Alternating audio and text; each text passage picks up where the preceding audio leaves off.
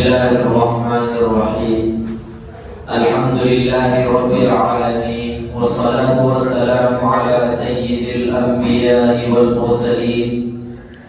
وعلى آله وأصحابه أجمعين ومن تبعهم بإحسان إلى يوم الدين. قال النبي صلى الله عليه وسلم: إن لكل قوم عيدا وهذا عيدنا، أو كما قال عليه الصلاة والسلام. معزز السامعين الكرام، اللہ رب العزت کا بڑا فضل اور اس کا بڑا کرم ہے کہ اللہ رب العزت نے ہمیں اپنے اس مبارک اور متبرک مہینے سے سرفراز فرمایا اور پھر ہمیں عید تک پہنچایا. ابھی آپ حضرات کے سامنے ایک حدیث پڑھی گئی جس میں اللہ کے نبی صلی اللہ علیہ وسلم نے ارشاد فرمایا: ان لکل قوم عیدا وہذا عیدنا، کہ ہر قوم کی ایک عید ہوا کرتی ہے، وہ چاہے کسی بھی مسلک، کسی بھی مذہب، کسی بھی تہذیب، کسی بھی شریعت، کسی بھی جگہ سے، کسی بھی علاقے سے تعلق رکھنے والا ہو، ہر انسان کی ایک عید ہوا کرتی ہے اور یہ ہماری بھی عید ہے. سامعین کرام، عید کے اندر تین چیزیں پیش نظر ہونی چاہیے. سب سے پہلی چیز تو یہ ہے کہ اس عید کا پس منظر کیا ہے، یہ عید ہمیں کیسے ملی اور کب ملی، اور دوسری بات یہ ہے کہ اس عید میں ہمیں کیا کیا اعمال کرنے چاہیے. اللہ رب العزت نے ہمیں کن کاموں کے کرنے کا حکم دیا اور کن کاموں سے رکنے کے لیے اللہ رب العزت نے ہمیں حکم دیا، ہمیں ان چیزوں پر غور کرنا چاہیے. اور تیسری چیز یہ ہے کہ یہ عید ہم کو کیا سبق دیتی ہے. گزشتہ جو ایک مہینہ ہمارا گزرا اللہ رب العزت کی عبادت میں، ریاضت میں، اس سے ہمیں کیا سبق ملا، ان تمام چیزوں کو پیش نظر رکھتے ہوئے انشاءاللہ گفتگو ہوگی. سامعین کرام، سب سے پہلی بات تو یہ ہے کہ یہ عید ہمیں کیوں ملی، مسلمان اس عید کو کیوں مناتے ہیں. حضرات، اللہ کے نبی صلی اللہ علیہ وسلم نے ارشاد فرمایا کہ یہ عید مسلمانوں کے لیے اللہ رب العزت کا انعام ہے. اللہ رب العزت مسلمانوں کی محنتوں و مشقتوں کو مد نظر رکھتے ہوئے ان کو انعام کے طور پر یہ عید کا دن عطا فرماتا ہے، اور اس کے اندر خوشی کا جتنا ہو سکے اظہار ہونا چاہیے. ہماری چال ڈھال کے اندر، ہر چیز کے اندر ہماری خوشی نظر آنی چاہیے. اسی لیے عید کے دن ہمیں روزہ رکھنے سے منع کیا گیا. روزہ رکھنا خلاف سنت ہے، روزہ رکھنا حرام ہے. اس عید کے اندر ہمیں زیادہ سے زیادہ کھانا پینا چاہیے، زیادہ سے زیادہ خوشی منانی چاہیے کہ اللہ رب العزت نے ہمیں رمضان المبارک جیسا مبارک مہینہ عطا فرمایا. ہم نے اس کے اندر عبادتیں کی، ہم نے اس کے اندر روزے رکھے، قرآن کی تلاوت کی، تمام وہ کام کیے جن کا اللہ رب العزت نے حکم دیا تھا. ہم نے اس کو بہت سی مشقتوں کے ساتھ، بہت محنت کے ساتھ اپنے کاموں کو آگے پیچھے کر کے صرف اس لیے، اس یقین کے ساتھ اور اس بھروسے کے ساتھ کہ اللہ رب العزت ضرور ہماری سنے گا، اللہ رب العزت ہمارے گناہوں کو بخشے گا، اللہ رب العزت ہماری فریاد رسی کرے گا. صرف اس امید کے ساتھ ہم نے روزے بھی رکھے، ہم نے تراویح بھی پڑھی، ہم نے نماز بھی پڑھی، ہم نے تلاوت بھی کی ہے. رمضان میں انسان اپنے تمام کاموں کو چھوڑ کر اللہ رب العزت کے احکام کی پاسداری کرنے کے لیے، بہت سے لوگ ہوتے ہیں جو رمضان المبارک کے آخری عشرے میں اعتکاف میں بیٹھ جاتے ہیں، دنیا سے بالکل بے خبر، اپنے گھر بار کو چھوڑ کر صرف اس لیے کہ اللہ رب العزت تو ہی میرا پرسان حال ہے، اے اللہ تو ہی میرا پروردگار ہے. صرف وہ سب کچھ اللہ رب العزت کو اپنا سمجھ لیتے ہیں. اسی لیے پھر اللہ رب العزت ان پر انعام فرماتا ہے، ان پر احسانات ہوتے ہیں، اللہ رب العزت کی مدد ان کے ساتھ شامل احوال ہوتی ہے. رمضان المبارک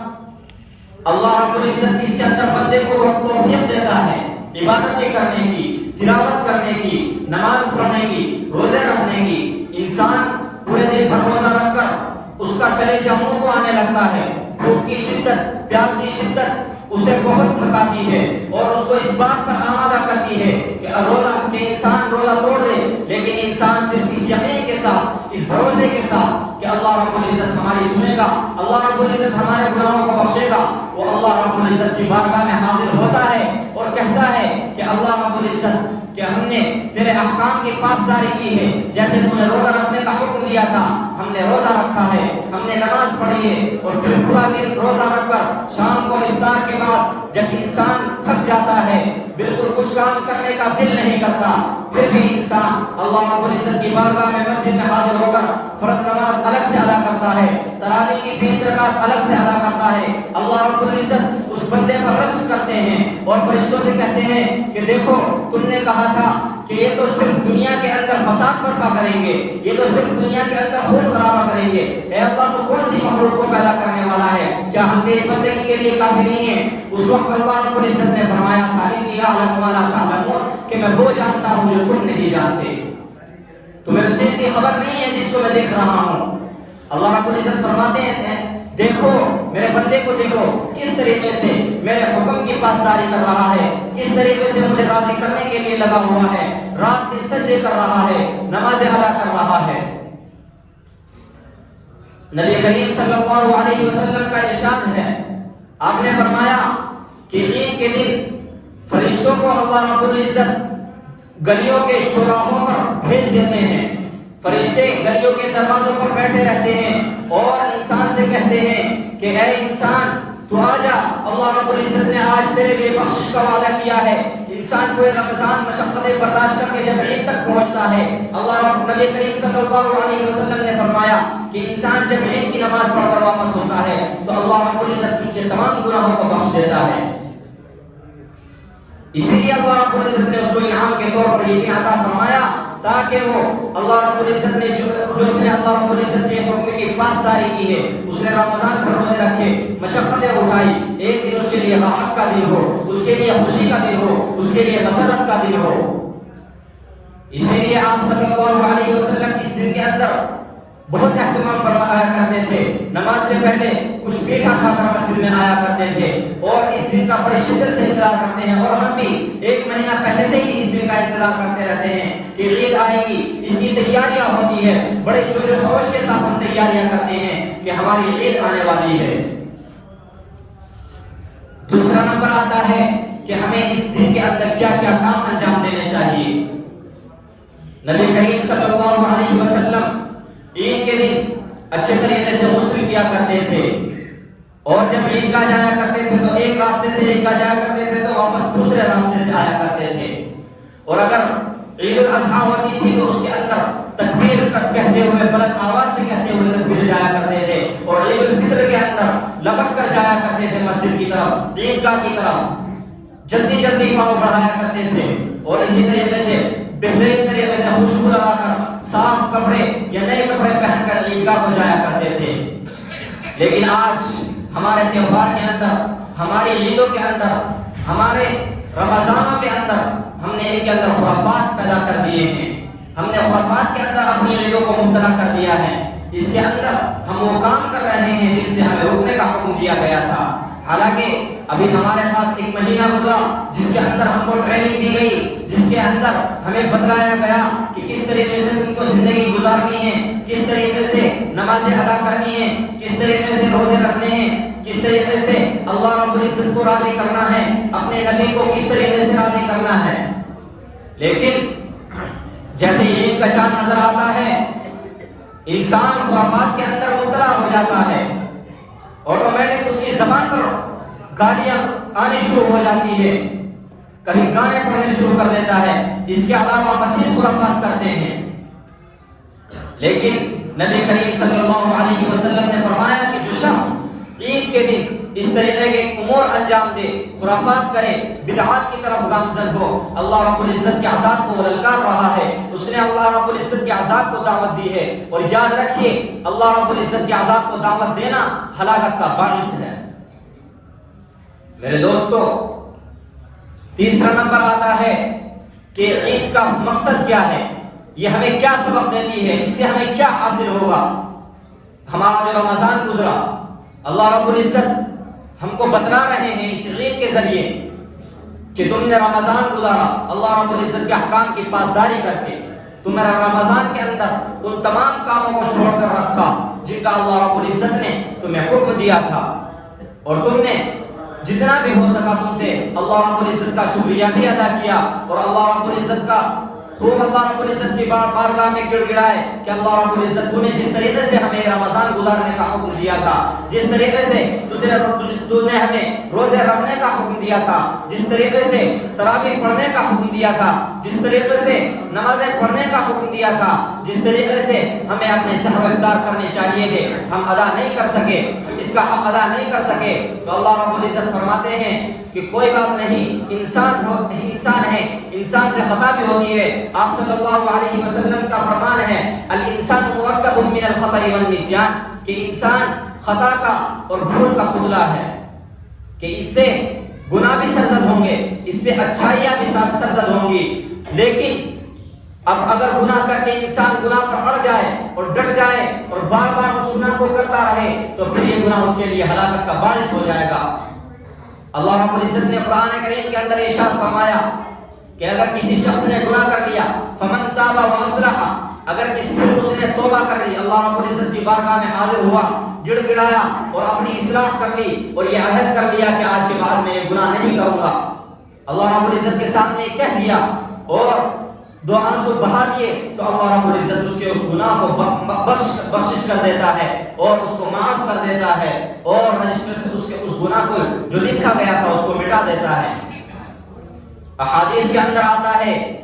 کہ انسان کے ساتھ جو دو فرشتے ہوتے ہیں، ایک نیکی والا فرشتہ ہوتا ہے، ایک اس کی بدکاریوں والا فرشتہ ہوتا ہے۔ نیکی والا جو فرشتہ ہوتا ہے، انسان جیسے ہی نیک اعمال کرتا ہے، نیکی والا فرشتہ فوراً اس عمل کو اس کے رجسٹر کے اندر درج کر دیتا ہے، لیکن جو گناہ والا فرشتہ ہوتا ہے، جو انسان کی بدکاریوں کو لکھنے پر اللہ رب العزت نے اس کو متوجہ کیا ہے، وہ فرشتہ بہت سوچ سمجھ کر کافی دیر کے بعد وہ صرف اس طاق میں رہتا ہے کہ بندہ کیسے بھی کر کے اس گناہ سے توبہ کر لے اور یہ گناہ رجسٹر کے اندر نہ لکھا جائے۔ وہ بہت دیر کے بعد اس گناہ کو رجسٹر کے اندر لکھتا ہے، لیکن ہم گناہ کر لیتے ہیں، ہمیں اس چیز کا احساس تک نہیں ہوتا کہ ہم سے گناہ ہو گیا، ہم نے اللہ رب العزت کی نافرمانی کر دی، نبی کریم صلی اللہ علیہ وسلم کی نافرمانی کر دی۔ اللہ رب العزت نے ہمیں رمضان المبارک کا ایک مقدس مہینہ عطا فرمایا، اس کے اندر ہم کو ٹریننگ دی گئی کہ کس طریقے سے ہمیں اپنے مہینے گزارنے چاہیے، کس طریقے سے اپنی زندگیاں گزارنی چاہیے۔ تو اسی لیے اب ہمارے لیے ایک امتحان ہے، یہ تو اللہ رب العزت نے ہم کو ایک آئیڈیل کے طور پر، نمونے کے طور پر ہم کو دکھلا دیا کہ اس طریقے سے ہوتا ہے، زندگی اس طریقے سے گزرتی ہے۔ اصل انسان وہ ہے جو اس طریقے سے اپنی زندگی کو گزارے۔ ابھی جو بقیہ مہینے ہیں 11 مہینے، اب ان کو بھی ہمیں اسی طرز پر گزارنے کی کوشش کرنی چاہیے، اور جہاں تک بھی ممکن ہو سکے ہمیں ہمیشہ اس چیز پر متوجہ رہنا چاہیے کہ ہم سے کوئی بھی ایسا کام نہ ہو، ہم سے کوئی بھی ایسی بدعمالی نہ ہو کہ اللہ رب العزت ناراض ہو جائیں۔ اور پھر اس دن کے اندر ہمیں قبرستانوں کے اندر جانا چاہیے تاکہ ہم خرافات میں مبتلا ہونے سے بچ جائیں۔ ہم آج کے دور میں ہم چلے جاتے ہیں کہیں گھومنے کے لیے جا رہے ہیں، وہاں پر بدکاریاں ہو رہی ہیں، امیر آدمی جو ہوتے ہیں گھروں پر ناچ گانے کا انتظام رہتا ہے، غریب سینما ہالوں کے اندر اس دن کے اندر جاتے ہیں۔ ہم رمضان المبارک کے اندر نیکیاں کرتے ہیں، اللہ رب العزت کو راضی کرنے میں لگے رہتے ہیں، لیکن ایک دن آتا ہے کہ ہم ان تمام نیکیوں کو ضائع کر دیتے ہیں، اور پھر اسی طریقے سے جو ہماری صبح بخشش ہوئی تھی شام کو پھر ہم اسی طریقے سے اللہ رب العزت کے کھلم کھلا باغی ہو جاتے ہیں۔ بتائیے ہمیں رمضان نے کیا سبق دیا، ہمیں اس رمضان سے فائدہ کیا ہوا؟ جیسے ہم رمضان سے پہلے تھے ویسے رمضان کے بعد ہیں، کیا فائدہ ہوا ہمارا رمضان تک پہنچنے کا؟ حالانکہ اس رمضان کو اللہ کے نبی صلی اللہ علیہ وسلم بڑی محنتوں کے ساتھ، بڑی دعاؤں کے ساتھ، اور اللہ کے نبی صلی اللہ علیہ وسلم اس کا انتظار کیا کرتے تھے، اور رمضان سے ایک مہینہ پہلے دعا شروع کر دیا کرتے تھے، اللہم بارک لنا فی رجب و شعبان وبلغنا رمضان، کہ ہمارے رجب اور شعبان میں اللہ برکت عطا فرما اور ہمیں رمضان تک پہنچا۔ لیکن ہمارا رمضان بھی ایسے ہی گزر رہا ہے اور بقیہ مہینے بھی ایسے ہی گزر رہے ہیں، اسی لیے ہمیں اس دن کے اندر نمازوں کا، ذکر کا زیادہ اہتمام کرنا چاہیے، اور ہمارے جو اعزاء مقارب اس دنیا فانی سے رخصت ہو چکے ہیں، ہمیں قبرستانوں کے اندر جا کر ان کے لیے سارے ثواب کا اہتمام کرنا چاہیے، اس سے انسان